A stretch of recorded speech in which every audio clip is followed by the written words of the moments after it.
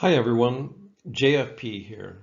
Today I want to discuss something that's been bugging me for a long time, namely Thomas Lecaque's attempted takedown of my Myth of the Stolen Country article. I regard this as a libelous attempt to cause damage to my career by labeling me something that I am not. I'm not in any way a racist, let alone a white supremacist, and yet for the simple crime of saying that American history should be balanced, and not full-on woke, this is precisely what I get called. I'm going to argue that Lecaque's article, quote, "How Bad History Feeds Far-Right Fantasies in Foreign Policy," is nothing more than a hit piece. A hit piece, as defined by the OED, is, quote, "an article, a documentary, or etc. that deliberately tries to make somebody or something look bad by presenting information about them that appears to be true and accurate, but actually is not." And then the example sentence is very apt here. This was a standard attempt at a hit piece by a lazy and biased journalist. And as we'll see, Lecaque is more of a journalist than an historian.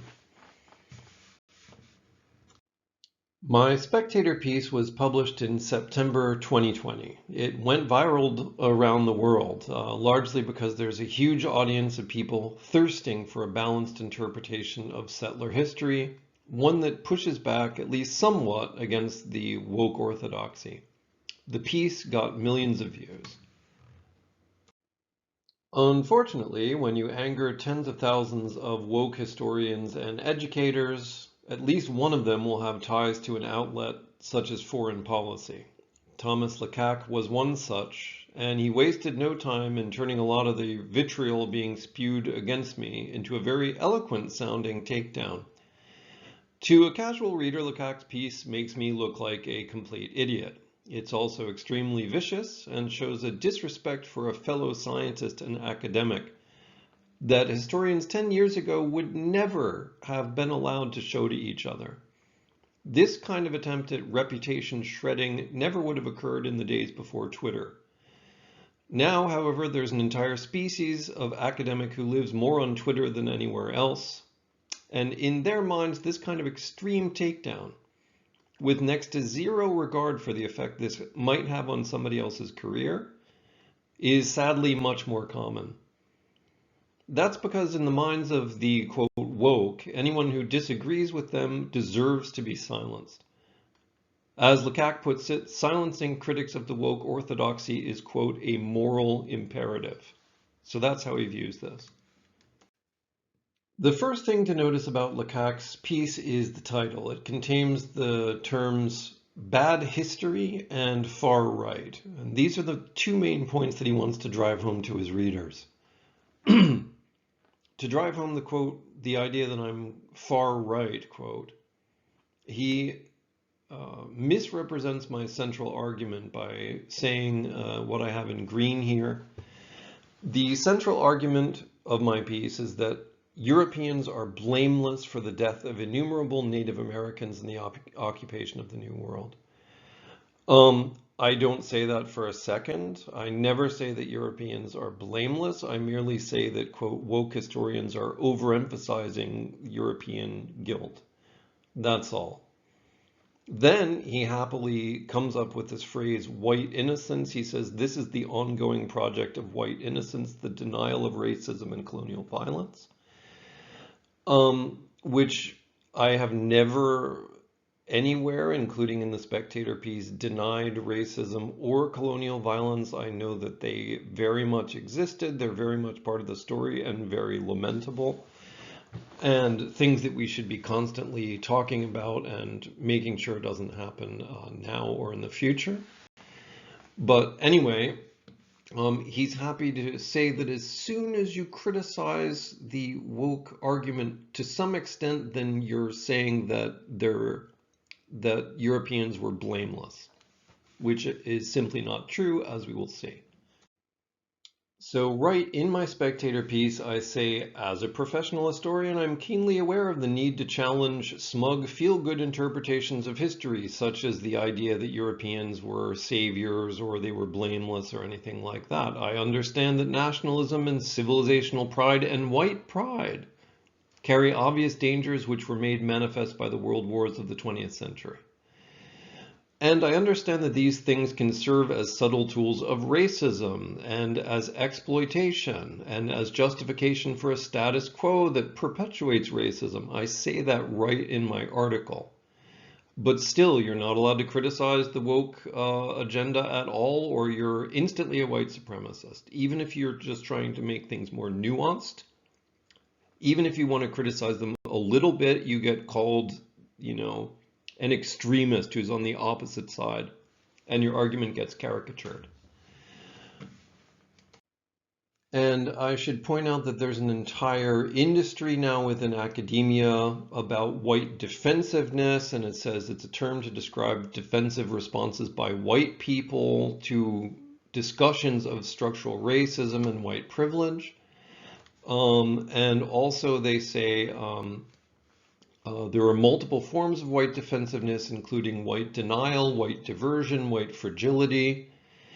And so, in other words, there's this entire cottage industry that says if you happen to be a white person and you argue against what woke people like, then you can now be labeled with this label, which Thomas Lecaque very happily does to me. I think this is, again, a made-up, really weird anti-scientific idea, because it suggests that you cannot argue against their arguments, their interpretations, or else you're evil. So this is like the Inquisition and a witch hunt. Their dogma is correct. And the fact is, no one even heard of any of this stuff until 10 years ago. These are all made up theories. So they should be contestable in the scientific environment. But here is Lecaque saying, I'm not allowed to do that. And now we get to the first of Lecaque's actual criticisms of my argument in the Spectator piece. So he first just frames me as a denialist or a defensivist or a white innocencist, which again I completely contest and say is totally made up. And so his first attempt at an actual criticism of what I say, he says, Fynn writes that it's inevitable that a large proportion of New World inhabitants would die within the first few decades of first contact from disease, just happening naturally without the Europeans trying to do it. In other words, many of the deaths that Europeans are blamed for happened just naturally. Once again, Lecaque, he doesn't deny my argument, and then he just implies that this is excusing Europeans from any wrongdoing. So again, I'm never saying Europeans did no wrongdoing. All the wrongdoing they did do, which was plenty, I fully acknowledge that they did that. And he comes up with this idea of the virgin soil argument and implies that the virgin soil argument is maybe racist or maybe denialist and basically wrong. But at the same time, he says, oh, well, the virgin soil thesis wasn't wrong, but it's been used as an excuse. So my whole point is to point out that, yes, most of the natives who died from disease, maybe 90%, and this is just actually true, but it's something that most people don't realize. That's why I brought it up. Historians know it, but most average people don't. And so Lecaque implies that virgin soil is a dumb argument or that I shouldn't be using that at all. But the fact is, here's the National Library of Medicine, and it's like, oh, virgin soil epidemics sweep through populations. Almost every disease that Europeans carried to the Americas in the 1500s caused a virgin soil epidemic because they were susceptible. So here's the National Library of Medicine agreeing with me. So what did I say that's dumb there? Again, so his first main criticism of my argument is basically meaningless. And here's an example of the kind of argument that I was trying to argue against with the virgin soil argument. So this is Ward Churchill, A Little Matter of Genocide, published in 1997. It got a lot of press. Churchill is very famous in activist circles. And he writes, during the 4 centuries spanning between 1492 and 1892, a hemispheric population as great as 125 million was reduced by over 90%. The people died in their millions of being hacked apart with axes and swords, burned alive and trampled under horses, hunted as game, and infected with epidemic diseases. Now, what most specialists know is that almost all of the people who did die, and the population was probably more like 50 million or 60 rather than 125, most of those people died of disease. So of course I have to say that, because the misconception is being spread by people like Churchill that these people all died of being hacked apart. In fact, the total number of natives who died in massacres in North America before 1848 was less than 8,000. And about 9,000 white people were actually massacred by Indians, so the Indians actually did a better job of massacring than the white people. This is a verifiable fact, and it's in my book coming out. But anyway, this is what I was arguing against with the virgin soil thesis, to correct that most of those deaths were by disease, which is just in fact true, as we've just seen. And Lecaque's second major criticism of me after the virgin soil fiasco, which again isn't really a criticism, he now says that I push other blatant inaccuracies and falsehoods about the pre-Columbian Americas, including that most of them were primitive farmers. That's actually generous. Most of the land was actually inhabited by hunter-gatherers, some of whom had recently moved up to primitive farming. He then calls what I say a failure of basic research. The notion of primitive farmers collapses with minimal investigation. The extensive agriculture of Cahokia, which actually lasted for about 100 years and was a single city in all of North America, supported a core city bigger than London or Paris at its medieval height. Cahokia's population was maybe 10 to 15,000 for about 100 years, or even 50. And then he says on an even more basic level, Fynn doesn't see that the whole notion of primitive farming has been completely overturned, and that there was urbanization and complex civilization lacking or existing everywhere in North America. So this is kind of laughable, but this is his second major attempt at a criticism. And by primitive farming, I mean something called hoe farming. They're used interchangeably. Hoe farming is a term that's been in use for a very long time. It means farming but without plows. This is a technical term that economic historians and anthropologists have been using forever.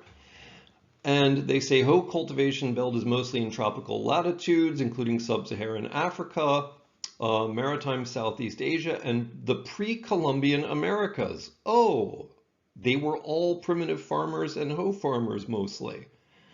Gee, I guess I'm right and Lecaque's wrong again. And just to drive the point home, here's a map of the Americas in about the year 1000, and this shows the city-state region. These little orange places are places where there were city-states. Remember, Lecaque said this was the hoe farming idea was completely overturned by Thomas Mann. There were city-states everywhere. Well, by 1491, the city-state region had expanded a little bit here and a little bit here, but it was still mostly there. Cahokia was around 1200, and it was here, and it was like a city, and then there was a couple other villages around it with a couple hundred people. That was it. So the rest were going to be, in the year 1000, they were all hunter-gatherers. Okay, and I'll show you the next map of just